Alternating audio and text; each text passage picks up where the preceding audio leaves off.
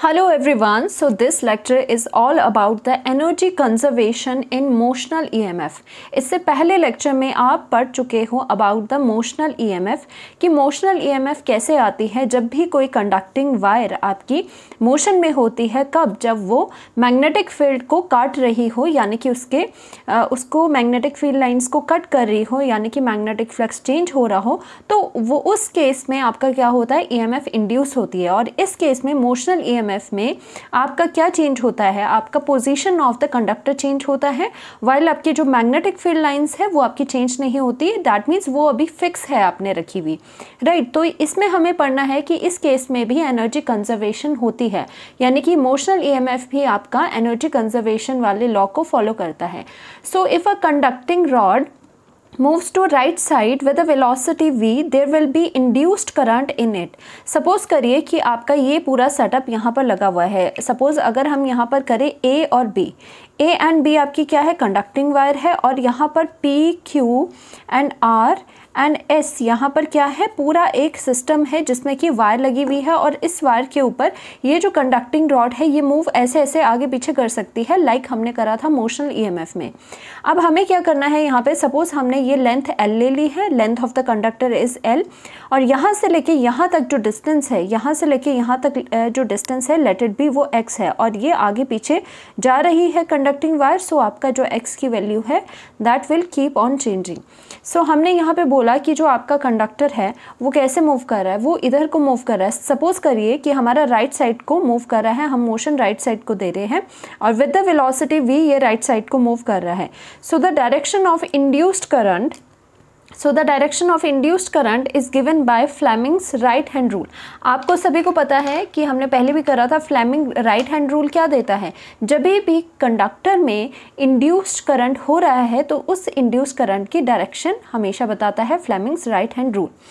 तो now Fleming right hand rule के according क्या हो जाएगा कि आपका राइट हैंड की फिंगर्स को आप परपेंडिकुलरली बिल्कुल यहाँ से स्ट्रेच करोगे, और जो आपका ये थंब रहेगा, थंब रिप्रेजेंट क्या करता है, थंब रिप्रेजेंट करेगा मोशन ऑफ द कंडक्टर, किस साइड मोशन है, और ये जो आपकी फर्स्ट फिंगर है वो रिप्रेजेंट करेगी direction of magnetic field, and जो आपकी मिडल फिंगर है वो रिप्रेजेंट करेगी आपका जो करंट, इंड्यूस करंट है उसकी डायरेक्शन को। सो यहाँ पर आप देख सकते हो कि मोशन आपका जो कंडक्टर का है वो इस तरफ को है, मैग्नेटिक फील्ड लाइन आपकी तरफ आ रही है क्योंकि डॉट है, तो इसमें राइट हैंड रूल लगाओगे तो क्या होगा कि आपका जो मैग्नेटिक फील्ड है वो आपकी तरफ है, ठीक है। पहले इसको ऐसा रखोगे, फिर ये क्या है, ये आपकी तरफ है, ऐसा मैग्नेटिक फील्ड लाइंस आपकी तरफ है, मोशन क्या है, राइट हैंड साइड को है, और जो ये वाला मिडल फिंगर क्या बता रहा है आपको, जो इंड्यूस्ड करंट है उसकी डायरेक्शन, यानी कि इंड्यूस्ड करंट की डायरेक्शन क्या आई, आपकी डाउनवर्ड आई। तो आपने क्या लिखना है कि यहाँ पर जो इंड्यूस्ड करंट आएगा उसकी डायरेक्शन क्या आएगी, इंड्यूस्ड करंट की डायरेक्शन आपकी कहाँ आएगी, आपकी डाउनवर्ड आएगी, यानी कि करंट नीचे की तरफ आ रहा होगा, राइट।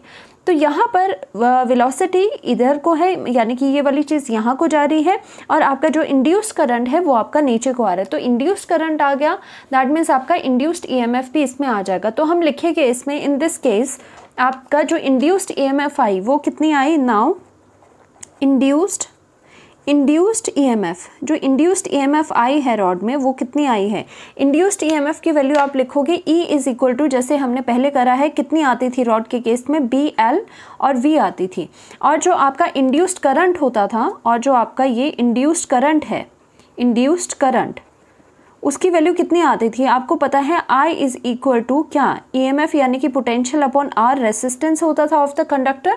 तो आप क्या करोगे, यहाँ पर EMF की वैल्यू पुट करोगे, नाउ आपके पास जो इंड्यूस्ड करंट है that is equal to BLV, और आपका यहाँ पर R आ जाएगा, this is your induced current.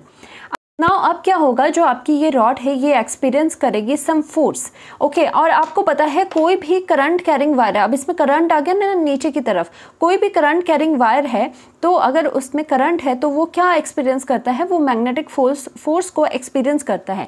तो वो कौन बताएगा, वो आपका फ्लेमिंग लेफ्ट हैंड रूल बताएगा। जैसे फ्लेमिंग लेफ्ट हैंड रूल ये हो गया, ये आपका क्या हो जाएगा, फोर्स, मैग्नेटिक फोर्स उस पर क्या लग रही है, ये हो जाएगा आपकी मैग्नेटिक फील्ड, और ये क्या हो जाएगा आपका FBI, यानी यानी कि करंट की डायरेक्शन क्या है, करंट की डायरेक्शन नीचे को है, राइट, करंट की डायरेक्शन नीचे को है और आई आपका ऊपर को है, ये नीचे को है और आई आपका ऊपर को है। तो इससे क्या हो जाएगा, फोर्स जो आपकी आएगी वो किस तरफ को आएगी, फोर्स आपकी लेफ्ट हैंड साइड को आएगी। दैट मीन्स क्या हुआ, आई नीचे को है, फोर्स आपकी ऊपर की तरफ लगी हुई है, फोर्स ऊपर की तरफ है, आई नीचे है और आपका ये जो फोर्स है वो magnetic force left hand side को लगेगी। That means according to the Fleming's left hand rule आपकी इसमें एक फोर्स आएगी, तो हम फोर्स इसको लिखते हैं, this is the magnetic force, जो कि इस करंट कैरिंग रॉड पे लगेगी। तो यानी कि आपका जो मोशन है, आपकी जो रॉड है वो आगे को जाना चाह रही है, बट एक फोर्स है मैग्नेटिक फोर्स जो कि इसे पीछे धकेलेगा, यानी कि आगे उतना नहीं जाने देगा। तो हम इसके लिए सबसे पहले क्या लिखते हैं कि आपका जो रॉड है, पूरी थ्योरी लिखते हैं यहाँ पर कि जो आपकी रॉड है, now we can write it as, now rod will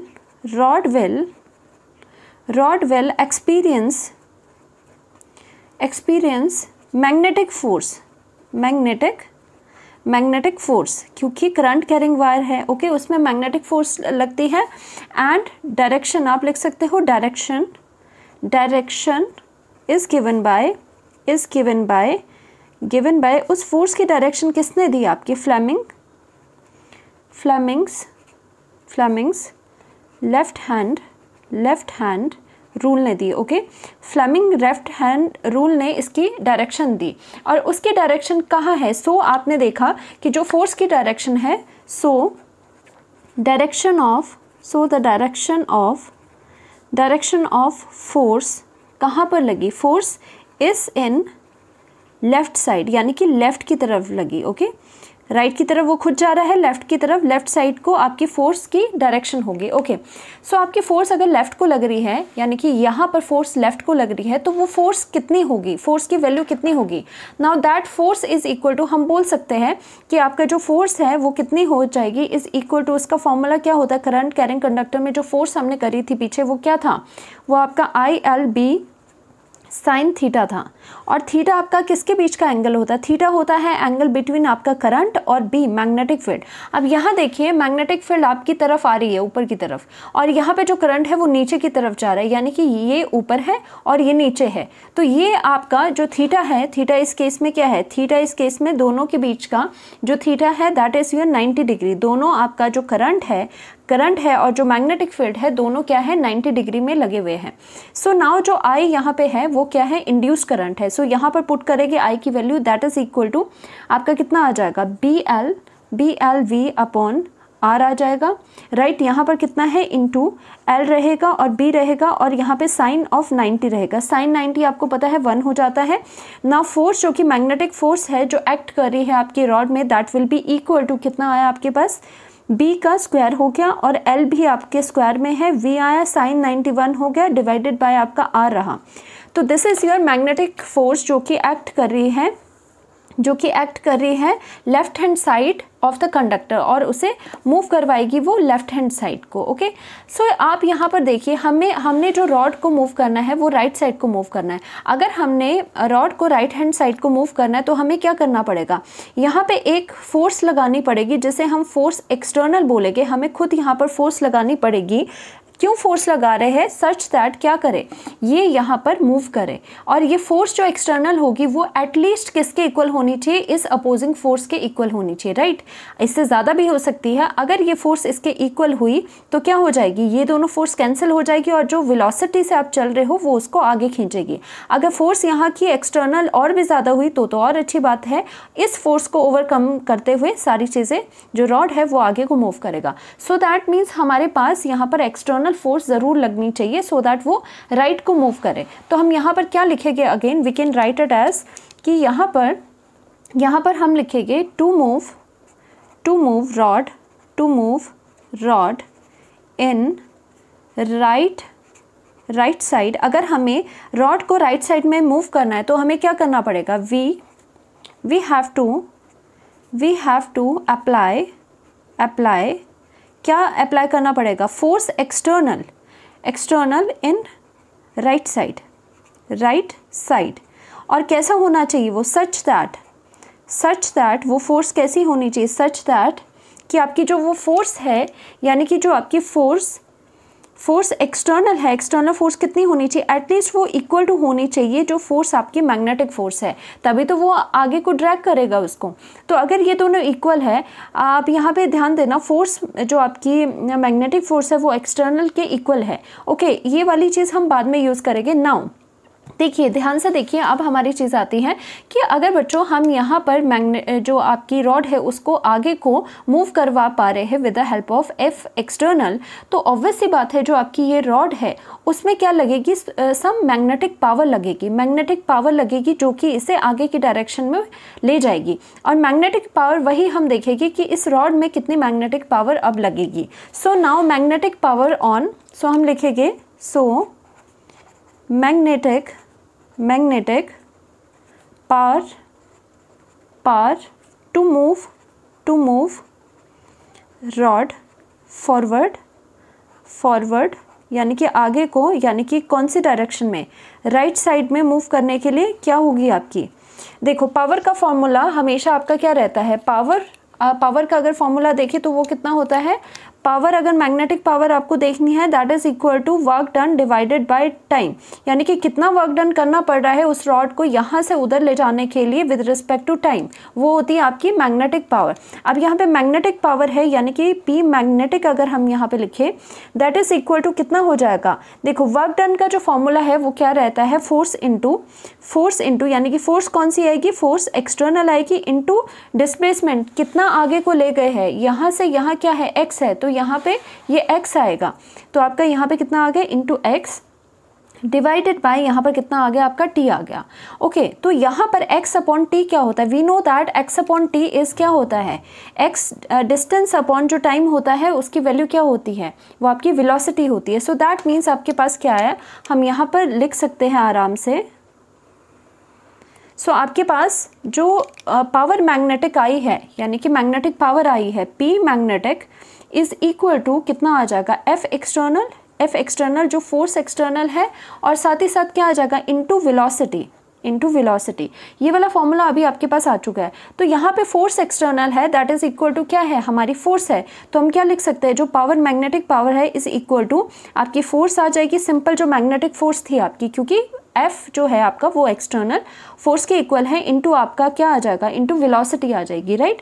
so now जो आपका PM है इज इक्वल टू कितना हो जाएगा, now this force is equal to कितना आ जाएगा, B square L square into V divided by R, और इंटू यहाँ पे V ऑलरेडी है। सो आपने देखा जो मैग्नेटिक पावर आई, जो कि आपके जो रॉड है उसको आगे को पुश कर रही है, उसकी पावर कितनी आएगी, B स्क्वायर L स्क्वायर और V स्क्वायर अपॉन R आ गई। ऑलराइट, तो मैग्नेटिक पावर हमने देख ली कि उसको आगे पुश करने के लिए मैग्नेटिक पावर इतनी लग रही है।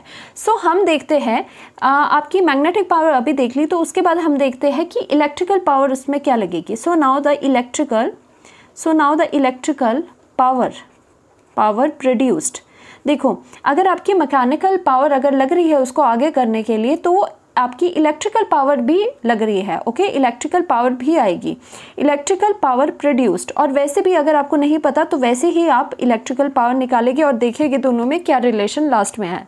सो आपको पता है इलेक्ट्रिकल पावर का फॉर्मूला क्या होता है, is equal to I square current का स्क्वायर एंड R रेसिस्टेंस होता है। नाउ यहाँ पे I की वैल्यू कितनी थी जो पीछे थी आपकी, power is equal to, electrical भी लिख सकते हो, electrical power is equal to आपका जो I है करंट, वो कितना आया था, अगर आप देखिए BLV अपॉन R आया था, इंड्यूस्ड करंट, और उसका हमें स्क्वायर करना है यहाँ पे R।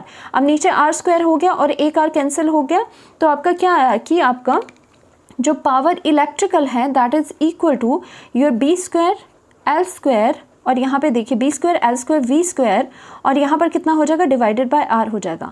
आप यहाँ पर देख सकते हो जो हमारी इलेक्ट्रिकल पावर है इस सिनेरियो के लिए और जो मैकेनिकल पावर है दोनों आपके सेम है। So we can write it as कि जो मैकेनिकल पावर है is equal to the electrical power. Alright, तो अगर ये दोनों आपके सेम है तो यहाँ से आपका प्रूफ हो जाता है कि जो एनर्जी है वो आपकी कंजर्व हुई है। कैसे एनर्जी क्यों कंजर्व है, आप लिख सकते हैं क्योंकि आपकी जो मैकेनिकल एनर्जी है, मैकेनिकल, बिकॉज द मैकेनिकल जो आपकी एनर्जी है, energy is converted into electrical energy. Okay, तो तो दैट मीन्स आप यहाँ से क्या देख सकते हो, तो आप इससे लिख सकते हो कि आपकी क्या है, hence energy is conserved, energy is conserved. देखिए तो दैट मीन्स अगर दोनों की पावर, मैकेनिकल पावर और आपकी इलेक्ट्रिकल पावर सेम आ रही है, तो यहाँ से पता चल गया आपको कि आपकी जो इलेक्ट्रिकल एनर्जी है, मैकेनिकल एनर्जी है, वो आपकी चेंज हो रही है इलेक्ट्रिकल एनर्जी में। ऑलराइट, तो हमने ये जो पावर आपकी निकाले, मैकेनिकल एंड इलेक्ट्रिकल निकाल रहे थे, उसका फोकस आपका पूरा का पूरा यही था कि लास्ट में ये दोनों अगर सेम आएगी तो हम यहाँ से इसका कंजर्वेशन बता पाएंगे। तो वैसे भी आपका लॉ ऑफ कंजर्वेशन क्या बताता है कि जो एनर्जी होती है ना उसे डिस्ट्रॉय कर सकते हो ना उसे क्रिएट कर सकते हो, वो एक फॉर्म से दूसरे फॉर्म में जाती रहती है, जैसे कि यहाँ पे एक फॉर्म से दूसरे फॉर्म में कन्वर्ट होगी। होपफुली आपको समझ आया होगा। Thank you so much.